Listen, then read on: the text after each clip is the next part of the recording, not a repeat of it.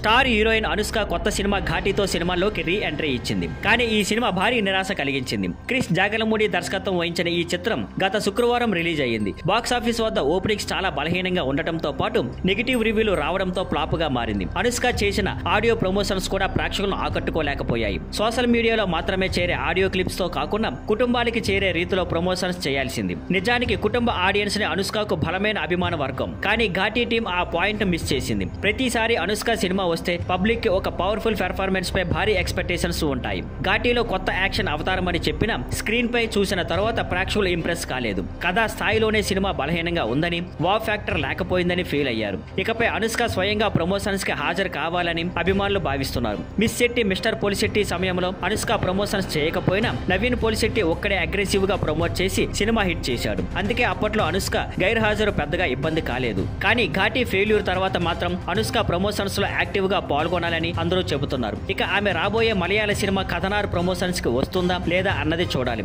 ఈ సినిమా ఈ ఏడాది చివరిలో రిలీజ్ కానుంది. Thank you for watching.